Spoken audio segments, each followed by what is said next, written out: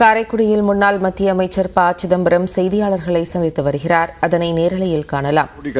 வீடு கட்டியிருக்காங்க காட்டட்டும், புதுக்கோட்டையில் எங்கே கட்டியிருக்காங்க காட்டட்டும்.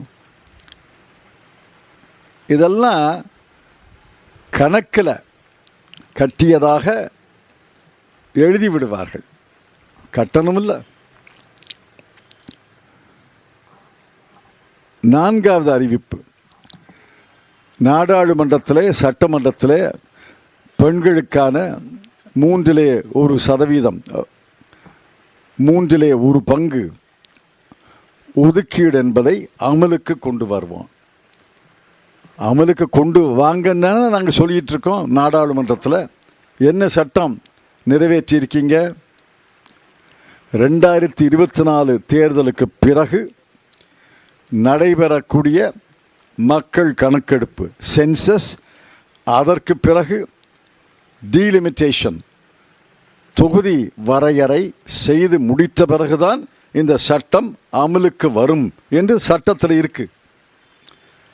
2024 தேர்தல் இப்போ தான் நடக்குது. மக்கள் கணக்கெடுப்பு எப்போ நடக்கும்னு யாருக்கும் தெரியலை, அறிவிக்கலை. மக்கள் கணக்கெடுப்பு நடத்தி அந்த கணக்குகள்லாம் வருதுக்கு 2 ஆண்டுகள் ஆகும், 3 ஆண்டுகள் ஆகும். அதற்கு பிறகு டீலிமிட்டேஷன், தொகுதி வரையறை. கடந்த முறை தொகுதி வரையறை முடிவதற்கு 3-4 ஆண்டுகள் ஆகிவிட்டன. தொகுதி வரையறை நடந்து அந்த இறுதி பரிந்துரை வருவதற்கு இன்னொரு 4-5 வருஷம் ஆகும். ஆக 2024 6-7 வருஷம் கணக்கு போட்டிங்கன்னா 2030 வரைக்கும் இது அமலுக்கு வராது. அதுக்கு இடையில் 2029 ஒரு தேர்தல் நடந்துடும். இந்த சட்டத்தில் மோசமான ஷரத்துக்கள் 3 தான். அதை நீக்கிவிட்டால் உடனடியாக இது அமலுக்கு வரும்.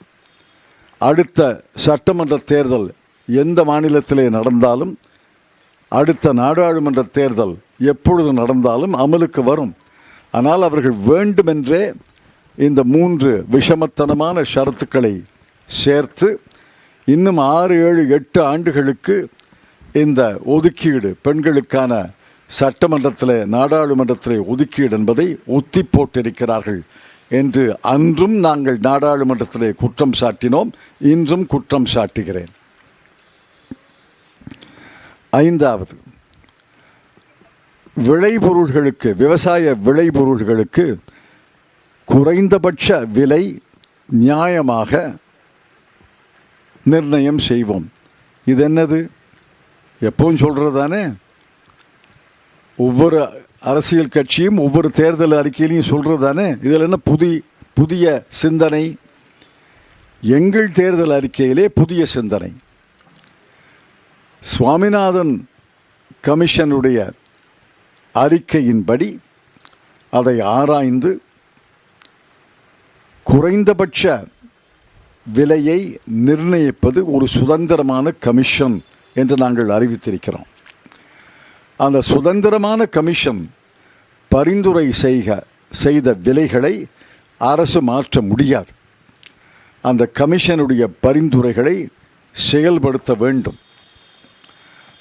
செயல்படுத்துவோம். நாங்கள் செயல்படுத்துவதற்கு கடமைப்பட்டவர்கள். அந்த விலையை பெறுவதற்கு விவசாயிகள் உரிமை பெற்றவர்கள் என்று லீகல் கேரண்டி, சட்டபூர்வமான உறுதிமொழியை அந்த சட்டத்தில் சேர்ப்போம் என்று சொல்லியிருக்கிறோம். இது புது சிந்தனை. பழைய பல்லவியை பாடுவது புதிய சிந்தனை அல்ல.